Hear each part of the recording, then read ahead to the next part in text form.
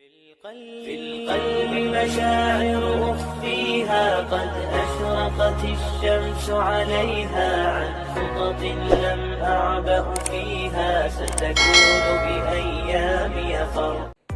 Assalamualaikum warahmatullahi wabarakatuh. Perkenalkan, saya Abdul Yaumil Akhir Aku, mahasiswa jurusan Pendidikan Bahasa Arab semester 1 IAIN Sultan Amai Gorontalo. Pada kesempatan kali ini, saya akan membahas sebuah artikel yang berjudul Aksiologi. Di mana artikel tersebut saya dapat dari situs id.scribe.com. Yang kita akan bahas di sini adalah pengertian aksiologi, kaitan aksiologi dengan filsafat ilmu, dan kegunaan aksiologi terhadap tujuan ilmu pengetahuan. Apa sih pengertian aksiologi? Aksiologi merupakan cabang filsafat yang mempertanyakan bagaimana manusia menggunakan ilmunya.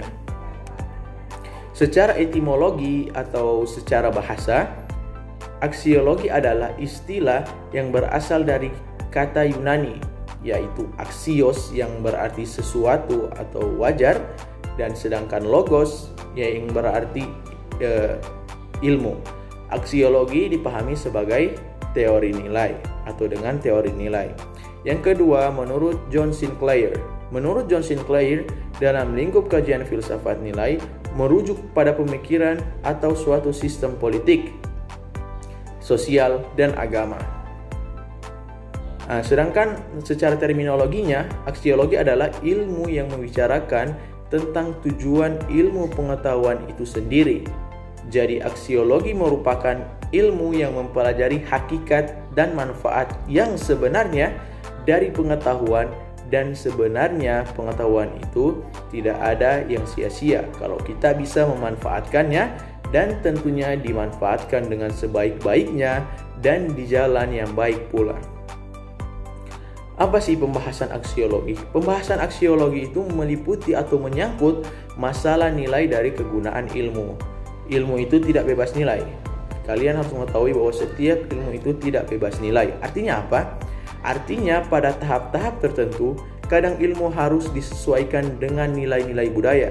Jadi pada saat-saat tertentu, kita harus menyesuaikan dengan nilai budaya atau moral yang berlaku dalam suatu masyarakat, sehingga nilai kegunaan dari ilmu tersebut dapat dirasakan oleh masyarakat, yakni masyarakat dapat merasakan nilai dari kegunaan ilmu tersebut yang kita berikan dalam usaha mereka untuk meningkatkan kesejahteraan bersama. Jadi untuk meningkatkan kesejahteraan mereka dan bukan malah sebaliknya, yaitu menimbulkan bencana dan kesengsaraan bagi mereka. Yang berikutnya, kaitan aksiologi dengan filsafat ilmu.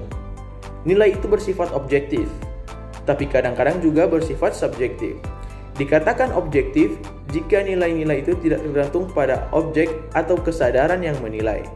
Tolak ukur suatu gagasan terletak pada objeknya, bukan pada subjek yang melakukan penilaian. Jadi tolak ukur suatu gagasan itu terletak pada objek, apa yang dibicarakan, bukan pada subjek yang melakukan, yang berbicara atau yang melakukan penilaian. Kebenaran itu tidak bergantung pada pendapat individu, melainkan pada objektivitas fakta. Jadi tidak tergantung pada individu satu dua orang, tetapi bergantung pada fakta yang ada. Sebaliknya, nilai itu bersifat subjektif. Apabila subjek berperan dalam memberi penilaian. Kesadaran manusia menjadi tolak ukur penilaian. Jadi kesadaran manusia lah yang menjadi tolak ukur dari penilaian. Dengan demikian, nilai subjektif selalu memperhatikan berbagai pandangan yang dimiliki akal budi manusia seperti perasaan, yang dimana perasaan itu akan mengasah kepada rasa suka atau tidak suka, senang atau tidak senang. Bagaimana dengan objektivitas ilmu? Sudah kita ketahui bahwa ketentuan umum yang diterima oleh berbagai kalangan bahwa ilmu itu harus bersifat objektif, tidak bisa bersifat subjektif. Ada pengecualiannya seperti yang dijelaskan, yaitu nilai yang bersifat subjektif. Salah satu faktor yang membedakan antara pernyataan ilmiah dengan pernyataan umum ialah terletak pada objektivitasnya. Seorang yang melakukan pengkajian ilmiah atau seorang ilmuwan itu harus melihat fakta, realitas empiris dengan mengesampingkan kesadaran yang bersifat ideologis, agama, dan budaya. Jadi mereka harus mengesampingkan semua kesadaran yang bersifat ideologis, agama, dan budaya. Jadi seorang ilmuwan harus melihat realitas empiris apa yang terjadi. Dan yang berikutnya, kegunaan aksiologi terhadap ilmu pengetahuan. Apa sih kegunaan aksiologi terhadap tujuan dari ilmu pengetahuan itu?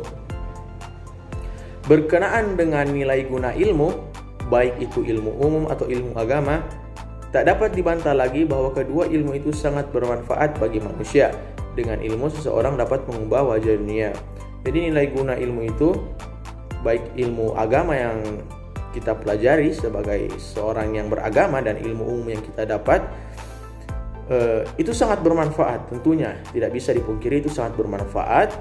Dan dengan ilmu itu kita dapat mengubah wajah dunia. Dengan seorang berilmu, dia mempunyai kapasitas untuk merubah dunia, atau dia mempunyai kemampuan untuk mengubah wajah dunia. Berkaitan dengan hal ini, menurut Francis Bacon, seperti yang dikutip oleh Yuyun S. Surya Sumantri, yaitu bahwa pengetahuan adalah kekuasaan. Apakah kekuasaan itu merupakan berkat atau justru malapetaka bagi umat manusia? Jadi pengetahuan itu kekuasaan bagi manusia. Tinggal bagaimana cara kita mempergunakannya. Apakah itu merupakan berkah bagi kita atau justru akan menimbulkan malapetaka baik bagi kita sendiri maupun sosial orang banyak. Nilai kegunaan ilmu untuk mengetahui kegunaan filsafat ilmu atau untuk apa filsafat ilmu itu digunakan, kita dapat memulainya dengan melihat filsafat dari 3 hal. Kita dapat melihat filsafat dari 3 hal, yaitu yang pertama, filsafat sebagai kumpulan teori yang digunakan untuk memahami dan mereaksi dunia pemikiran. Jadi filsafat itu kumpulan teori yang dimana teori tersebut digunakan untuk memahami dunia pemikiran dan serta mereaksi dunia pemikiran tersebut. Dan yang berikutnya, filsafat sebagai pandangan hidup. Ya, kita melihat beberapa orang memakai filsafat sebagai pandangan hidupnya, dan filsafat sebagai metodologi dalam memecahkan masalah. Ya, tidak bisa dipungkiri bahwasanya filsafat itu digunakan untuk memecahkan masalah. Ada metodologi dalam filsafat yang dimana metodologi tersebut digunakan untuk memecahkan masalah.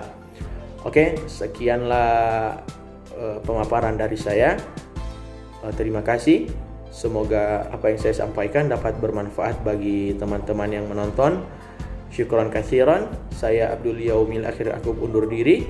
Lillahi fil sabil haq. Wassalamualaikum warahmatullahi wabarakatuh.